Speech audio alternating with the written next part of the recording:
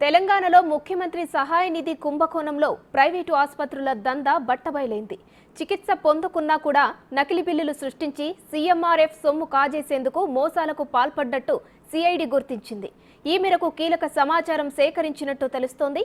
హైదరాబాద్తో పాటు ఉమ్మడి ఖమ్మం, నల్గొండ, వరంగల్, రంగారెడ్డి, కరీంనగర్ జిల్లాలోని పలు ప్రైవేటు హాస్పిటల్స్ నకిలీ బిల్లులు సృష్టించి సీఎంఆర్ఎఫ్ కోసం దరఖాస్తు చేసినట్టు ప్రాథమిక దర్యాప్తులో తేలింది.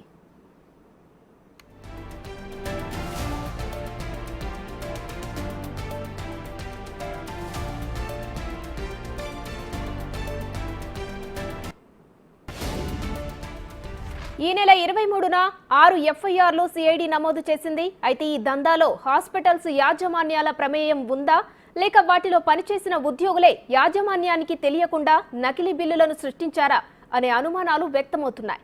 ఈ కుంభకోణం వెనుక ఉన్న సూత్రధారులెవరు అనే విషయం తేల్చేందుకు సిఐడి రంగం సిద్ధం చేసింది. అందుకుగాను ఆయా ఆసుపత్రుల్లోని ఉద్యోగులను, నిర్వాహకులను విచారించేందుకు బృందాలను ఏర్పాటు చేశారు. సమగ్ర దర్యాప్తు తర్వాత ఈ స్కామ్లో సూత్రధారులు, పాత్రధారులను అరెస్టు చేసేందుకు రెడీ అవుతున్నారు. పదుల సంఖ్యలో నిందితులు జైలు పాలయ్యే అవకాశాలున్నట్లు సమాచారం అందుతోంది.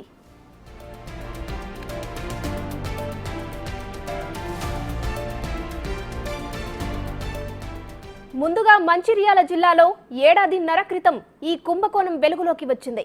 ఆ తర్వాత ఖమ్మం, నల్గొండ జిల్లాలోనూ ఇలాంటి ఘటనే జరిగినట్లు గుర్తించారు. సీఎంఆర్ఎఫ్ వర్గాలు ఇచ్చిన ఫిర్యాదు మేరకు హైదరాబాద్ సిసిఎస్ పోలీసులు ఘటనపై కేసు నమోదు చేశారు. ఈ ఎంక్వైరీలోనే అందరినీ షాక్ గురిచేసే విషయాలు వెలుగులోకి వచ్చాయి. సీఎంఆర్ఎఫ్ నిధులను కాజేసేందుకు నిందితులు భారీ స్కెచ్ వేసినట్టు తేల్చారు. ఉత్తుత్తి ఆసుపత్రులను తెరపైకి తెచ్చి ఎలాంటి రోగులు, వైద్య పరికరాలు లేకుండానే హాస్పిటల్ ఉన్నట్టు రికార్డులు సృష్టించారు.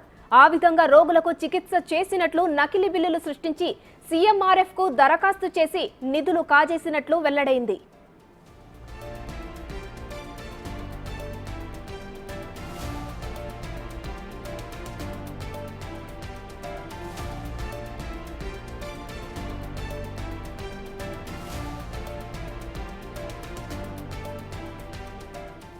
ఈ క్రమంలో సూర్యాపేట జిల్లా జాన్ పహాడ్, మంగళదుబ్బ తండాకు చెందిన ఇద్దరు మిర్యాలగూడలోని ఓ ఆసుపత్రి పేరిట నకిలీ బిల్లులతో 4.5 లక్షలతో పాటు ఖమ్మంలోని మరో ఆసుపత్రి నుంచి 1 లక్ష వరకు కాజేసినట్లు తేల్చారు. ఈ ఘటనలో గత ఏడాది ఏప్రిల్లో 4గురిని అరెస్టు చేశారు. దాంతో ఇదే తరహా మోసాలు రాష్ట్ర వ్యాప్తంగా చాలా ప్రాంతాల్లో జరిగినట్లు గుర్తించారు. అలానే పలు ప్రైవేటు ఆసుపత్రుల్లోనే కొందరు ఉద్యోగులు దళారీలతో కుమ్మక్కై నకిలీ బిల్లులు సృష్టించినట్లు అనుమానాలు వ్యక్తం చేస్తున్నారు.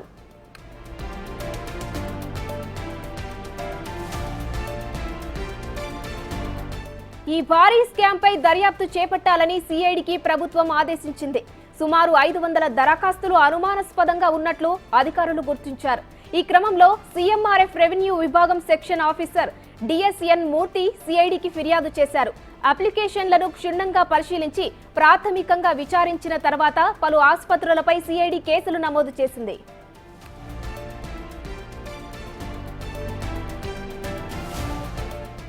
సిఐడి కేసులు నమోదు చేసిన హాస్పిటల్స్లలో హైదరాబాద్లో 3, రంగారెడ్డి జిల్లాలో 7, నల్గొండ జిల్లాలో 3, కరీంనగర్ జిల్లాలో 3, ఉమ్మడి వరంగల్ జిల్లాలో 3, ఉమ్మడి ఖమ్మం జిల్లాలో 10 ఉన్నాయి. మొత్తంగా 6 ఉమ్మడి జిల్లాల్లో 29 హాస్పిటల్స్ పై కేసులు నమోదు చేసినట్టు స్పష్టమవుతుంది. దీంతో రాష్ట్ర వ్యాప్తంగా మరిన్ని హాస్పిటల్స్ ఉన్నాయో అని సర్వత్రా చర్చ జరుగుతోంది.